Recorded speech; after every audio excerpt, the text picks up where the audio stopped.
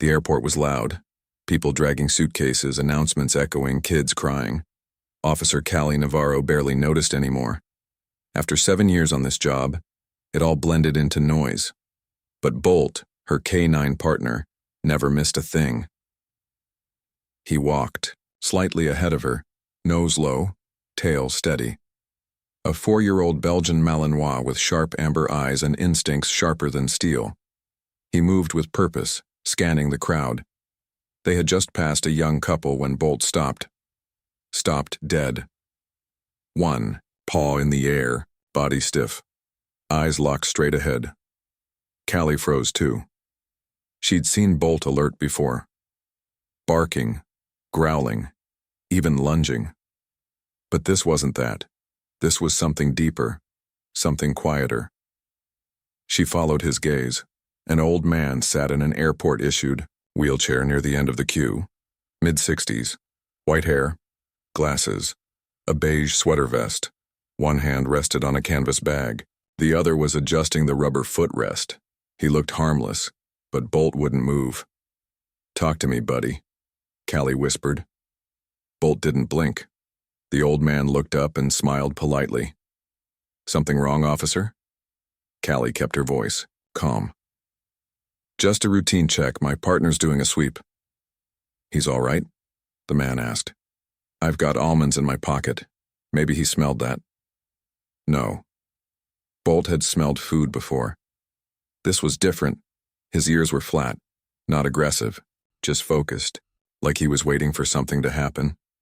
A kid pointed. "Look, Mom, that dog's staring at that old guy." The mother pulled him away quickly. Callie took a slow breath.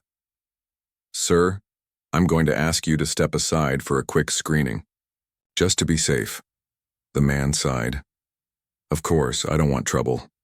A TSA officer wheeled him toward the secondary inspection area. Callie radioed in.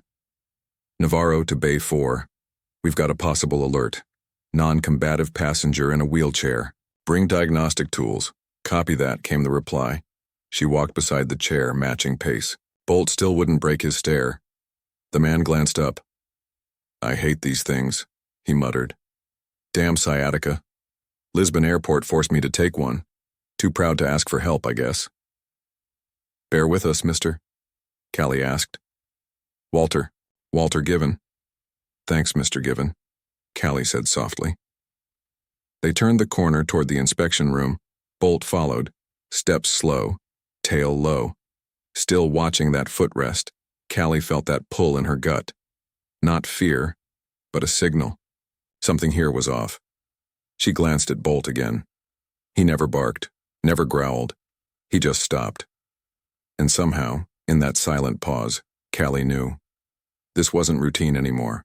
Something was hidden, something big, and it was Bolt who saw it first. Walter. Given looked like someone's kind grandfather. Wrinkled hands, gentle eyes behind wire-framed glasses. A calm, tired smile. He didn't seem dangerous at all. But Bolt still hadn't moved. The wheelchair creaked as TSA rolled him down the hall. Callie walked beside them, eyes on her partner. Bolt stayed low and focused, his body tense, steps slow. "I really don't understand," Walter said. "Is something wrong?" Callie nodded slightly. "My dog's trained to alert us when something's off. He's never done this unless there's a reason." Walter gave a soft chuckle. "I guess I've never had a dog stare me down like that." Bolt's stare didn't change. They turned into Bay 4. The room was quiet, sterile, just a table, a chair, and a set of scanners. Walter shifted in the seat. "I've had a long flight, officer. My back's killing me. Lisbon was beautiful, but I shouldn't have gone alone." Callie said nothing, but she kept watching Bolt. His eyes were locked on the footrest.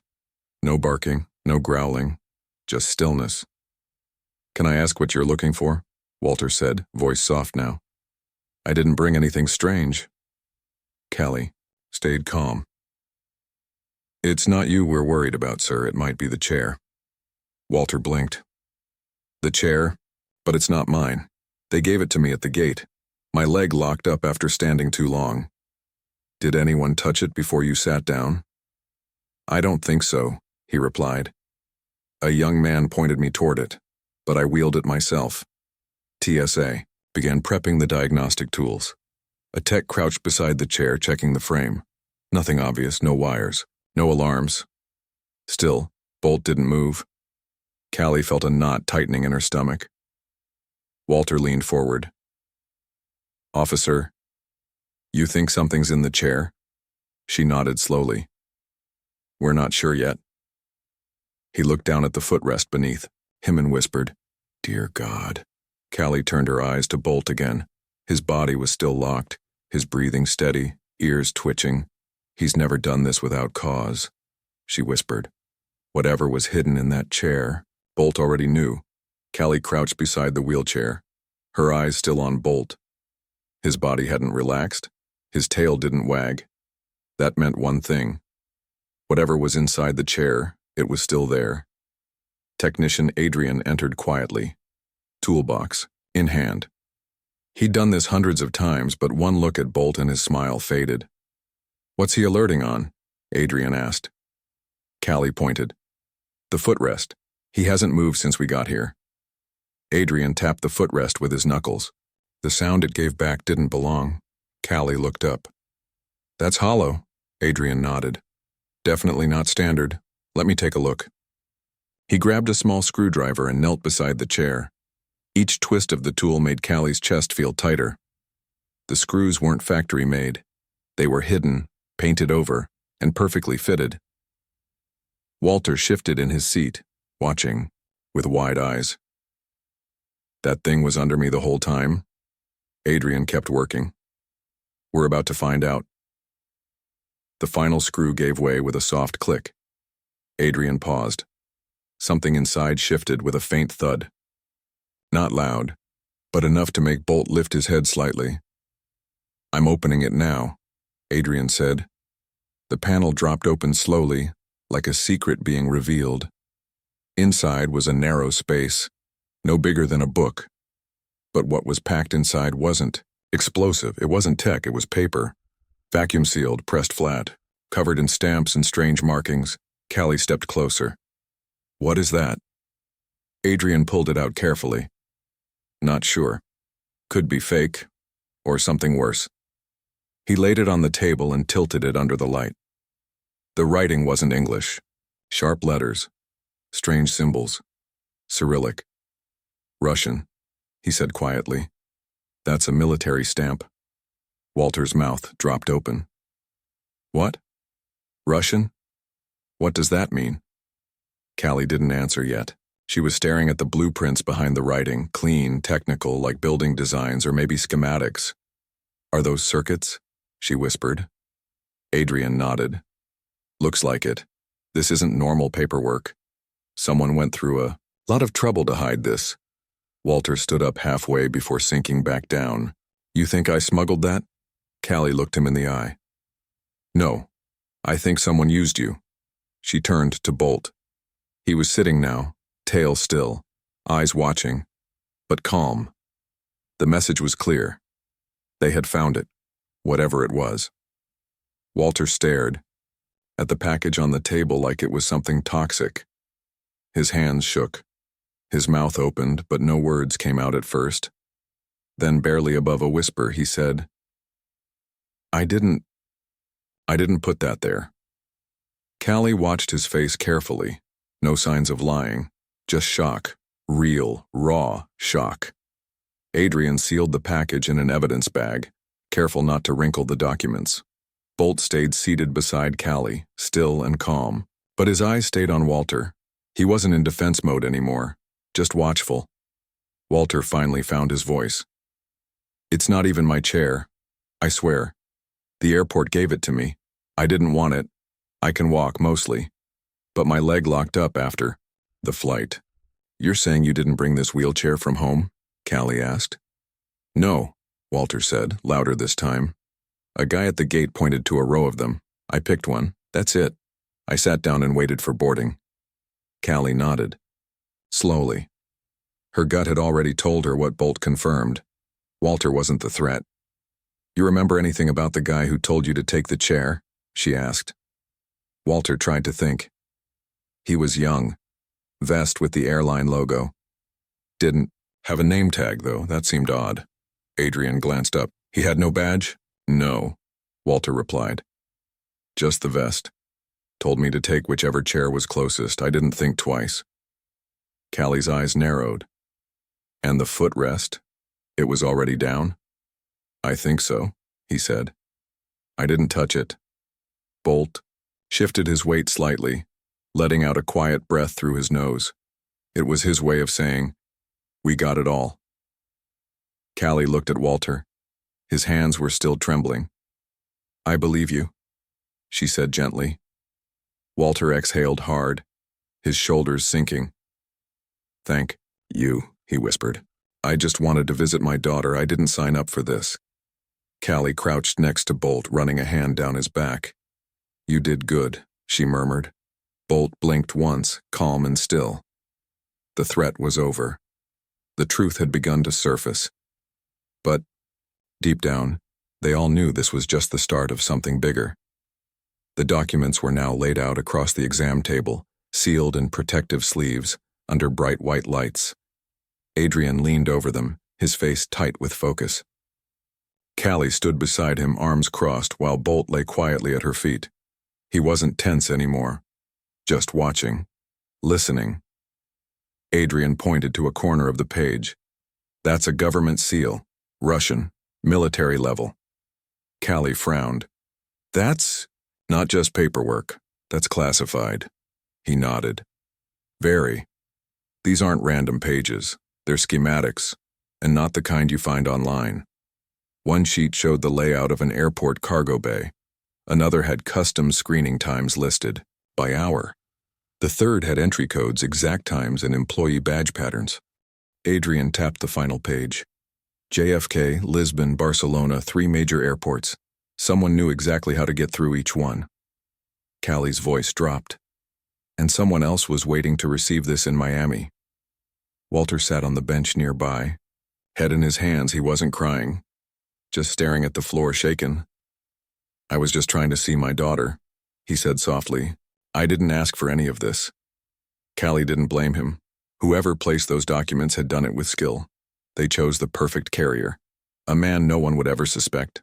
"No one stops a tired old man in a wheelchair," she muttered. Adrian sealed the final sleeve. "This kind of detail. This isn't drug smuggling, this is espionage." Bolt lifted his head slightly at the word, then placed it back on his paws. Callie turned to Walter. "You said the man at the gate didn't have a name tag?" He nodded. "Just told me to pick a chair and walked away." "And no one else talked to you? No one stood near you too long?" Walter squinted, thinking hard. "A woman dropped her boarding pass near me. I picked it up, gave it to her. She smiled and left." "That could have been the signal," Callie said. Adrian looked at her. This was rehearsed, they had a plan. Callie's voice lowered. "And they almost got away with it." She looked down at Bolt, still calm, still silent. "They counted on us not noticing," she whispered. "But he did." Bolt blinked slowly, then looked back at the chair. He hadn't barked, hadn't moved. He didn't need to. His silence had been loud enough. Callie sat in the dim surveillance room, eyes fixed on the monitor. Bolt was curled at her feet, quiet but alert. The screen flickered, showing Lisbon Airport's gate area. The footage had just come in. What they were about to see could change everything. "There he is," said Luca, the technician. "Watch closely."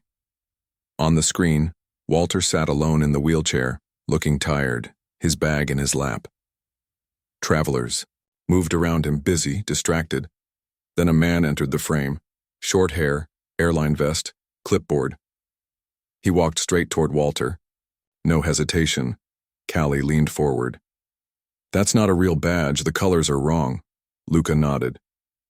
"You're right. We confirmed it. Fake ID." The man crouched beside the wheelchair. His hands moved fast, under 4 seconds. Then he stood, looked around once, and walked away. "He didn't board," Luca said. "Checked in, cleared security, but never got on a plane." Walter, still watching from behind them, whispered, "That's him. That's the one who told me to. Take the chair. Callie turned slightly. You sure? Walter nodded slowly. I remember the way he moved, quick, like he knew what he was doing. Bolt lifted his head.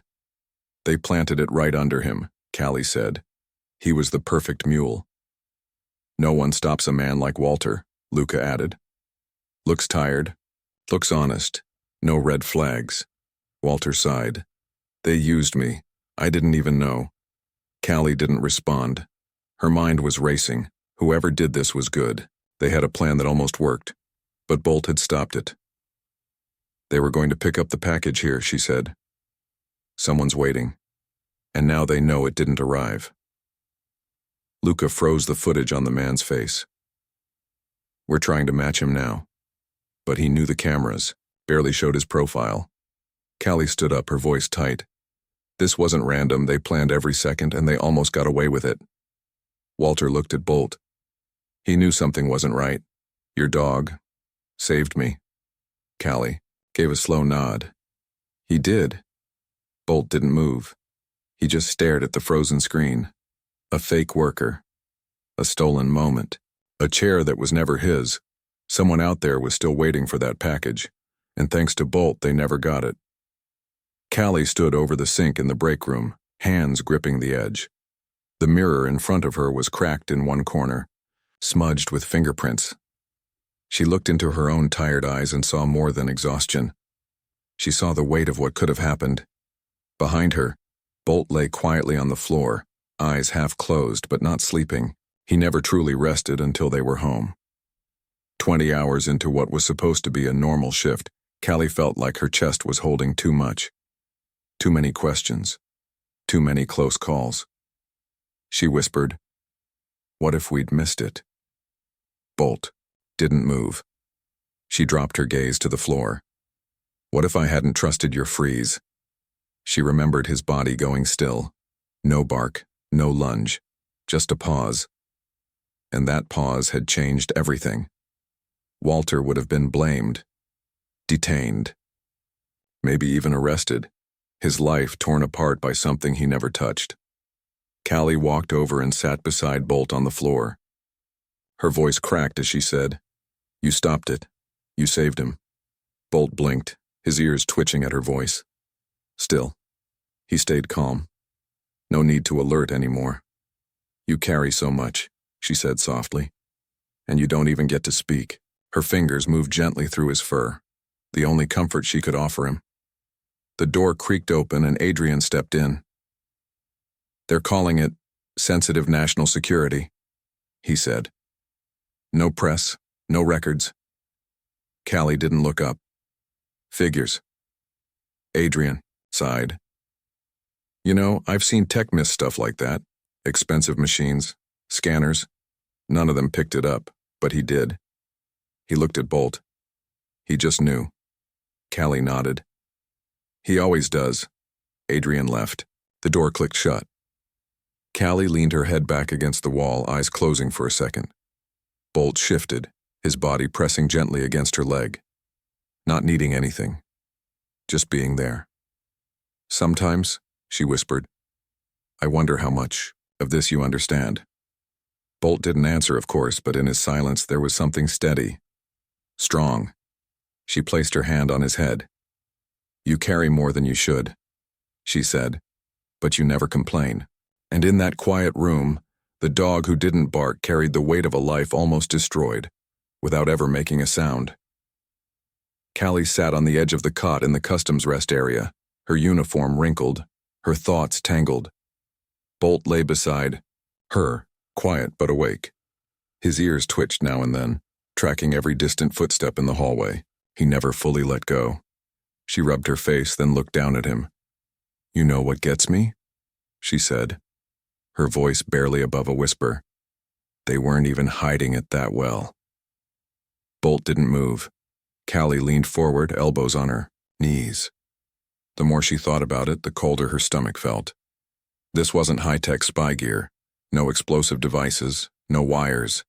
Just paper. Pages someone could fold and slide into a hidden panel. They didn't need to make it look perfect, she muttered, because they knew no one would check. She looked over at Bolt, eyes stinging with emotion. They counted on people ignoring the old man, a tired traveler in a wheelchair. That was the whole plan. Walter. Innocent. Trusting. Just trying. To see his daughter. They used him, she whispered. Like he was nothing. Bolt raised his head slightly, then let it drop again, his way of saying he was still listening. Callie slid to the floor beside him, resting her hand on his back. You didn't ignore anything, she said. You looked. She thought about the moment in the terminal. Bolt stopping mid-step. One, paw frozen in the air. No sound. No action. Just stillness. It had been enough. A quiet alert that saved a man from being framed for something he never even knew he carried. The room felt heavier the more she thought about it. They weren't afraid of getting caught, she said. They thought they could get away with it. That we wouldn't question it. Her hand moved slowly down Bolt's fur. But you did. The sound of a door opening pulled her attention for a second. But Bolt didn't flinch. He knew it wasn't a threat. You saw what no one else did, she whispered. In a world full of distractions, scanners, and blinking machines, it had been a dog's instinct that broke the silence. A dog's stillness that caught what everyone else missed. And Callie knew, deep in her chest, that without that single frozen moment, Walter would have been ruined. The sun was starting to set when Walter finally stepped out of the secured terminal. He looked tired, worn down, but lighter. Free. Just a few hours ago, he was a suspect. Now he was a man cleared of something he never meant to be part of. Margaret stood waiting, her eyes already filled with tears. The second she saw him, she ran forward, arms wide. Dad, she cried. Walter hugged her tightly. His voice trembled. I'm okay, baby, I'm okay. Margaret pulled back, staring at him with wide, confused eyes. They told me you were being questioned, that there were documents? He gave a small, shaky laugh. They thought I was a spy. What? You? She blinked, stunned. You can barely send an email, Walter chuckled. Exactly. Callie stood a few feet away, watching the reunion. Bolt sat at her side, still and calm. Walter turned to them, eyes glistening. Your dog saved me. Callie stepped forward, kneeling beside Bolt. He just did what he was trained to do. Walter smiled. Well, he's good at it. Margaret walked over, brushing tears from her cheek. She looked down at Bolt, then at Callie. Thank you. For believing him. For believing us. Callie nodded. He gave me the signal, I listened, that's how it works. Margaret glanced at Bolt. Can I? Of course, Callie said. She knelt, placing a gentle hand on Bolt's head. Thank you, she whispered. Bolt blinked slowly, accepting the moment with quiet grace. Walter took a deep breath. I still don't understand how they chose me. Callie looked at him. Because you were perfect for it. Harmless. Alone. No one would question you. But they didn't count on him. Walter gave a soft laugh. I owe him dinner. Callie smiled. He'll settle for a good nap. Bolt finally laid down fully, letting his body relax. His work was done for now. Margaret held her father's hand tightly. Let's go home. Walter gave Callie one last nod. Thank you, officer. She nodded back. Stay safe, Mr. Given. As they walked away, Bolt rested his head on Callie's boot. Not as a job, just as her partner. And in that quiet sunset moment, peace returned. At least for now. The next morning, everything looked normal again. Travelers filled the terminal. Suitcases rolled. Voices echoed. Another busy day at Miami International. But something had changed.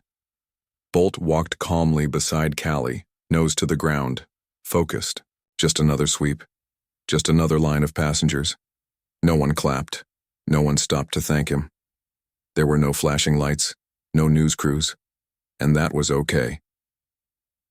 Back at the customs office, the paperwork had already been filed. The files were closed, sealed, marked with codes only a few could access. The package had been picked up by federal agents, placed into a locked case, and taken away. Walter was home with his daughter, trying to make sense of what happened. And Bolt? He just kept working. Callie sat at her desk, watching him from the corner of her eye. A quiet moment passed before she whispered, "No one will ever know what you did." Bolt glanced up for just a second, then went back to scanning bags. Callie sighed. "But I do." Later, while walking back through the terminal, a janitor near the exit recognized him. "Hey there, hero," the man said, nodding at Bolt. Callie smiled faintly. "He wouldn't call himself that," the janitor chuckled. "That's the thing about heroes. The good ones don't." As they walked toward the next checkpoint, Callie thought about how close it all came to going wrong. Walter could have been arrested. That information could have landed in the wrong hands. But Bolt saw through it. She knelt beside him, running her hand through his fur. "You didn't bark, you didn't growl, you just froze." Bolt leaned slightly into her hand, eyes soft but alert. "In that moment," she whispered, "you told me everything." The crowd moved around them, flights were called, wheels rolled. But that moment stood still, quiet, like his signal. Callie rose and they walked forward together. Bolt didn't wear a medal. He didn't care for applause. All he needed was the work, the purpose. And when something felt wrong, he didn't need to shout. He just stopped. And because of that silence, a man was saved. A life was left untouched by something dark. In a world that rushes past without looking, Bolt had seen. And in the stillness of one frozen step, he had spoken louder than anyone else ever could.